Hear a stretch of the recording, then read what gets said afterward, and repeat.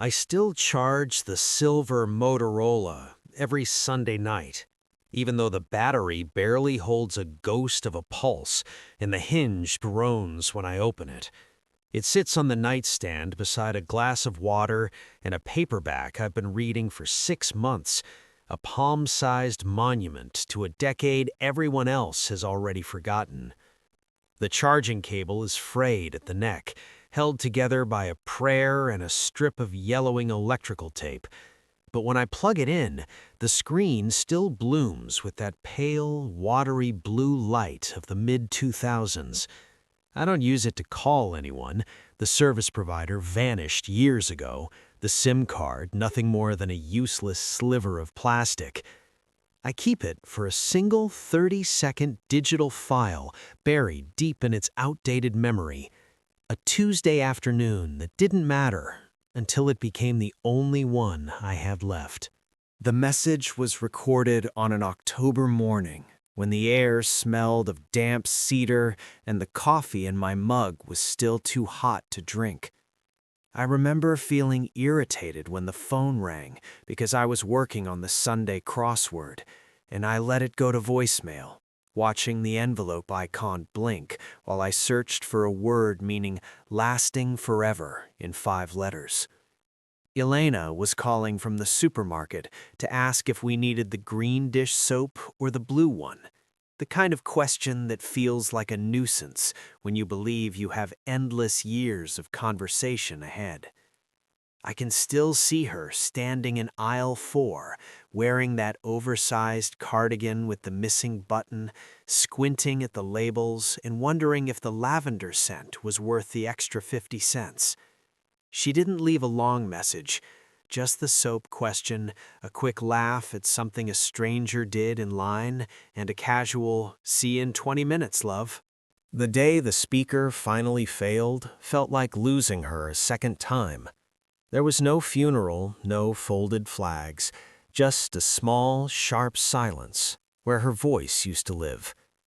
It happened 3 years ago on a humid July night. I pressed the button to hear that laugh once before sleep and was met instead with the dry, frantic clicking of a corrupted drive.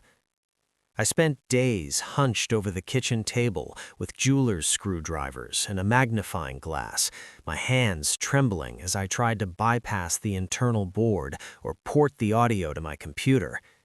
I called specialized repair shops and spoke to young men fluent in cloud storage and data recovery, but they all told me the same thing. The technology was too old, the chips too fragile. Her voice is still there, trapped inside the microscopic architecture of the phone, but locked behind a door that no longer has a key. I've come to understand that grief isn't a storm that clears. It's a landscape you learn to live in. In the absence of her actual voice, I've begun rebuilding the message from memory, repeating the words during the quiet hours until I can no longer tell where her voice ends and my imitation begins. I narrate the small details of my day to the dead screen, telling her about the neighbor's new dog or the way the oak tree out back has started leaning toward the fence. It's a one-sided conversation that would look unhinged to anyone passing the window, yet there's a deep intimacy in speaking to someone who can't interrupt you.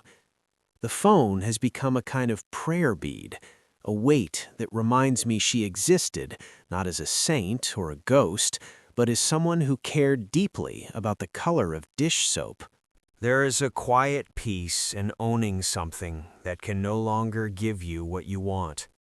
Tonight, I'll unplug the charger, fold the silver hinge closed, and place the phone back in the drawer with old tax returns and wedding photos curling at the edges.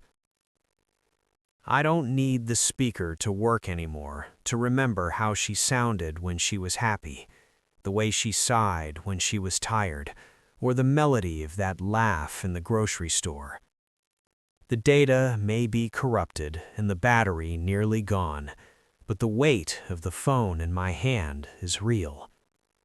For now, that is enough of a bridge to cross.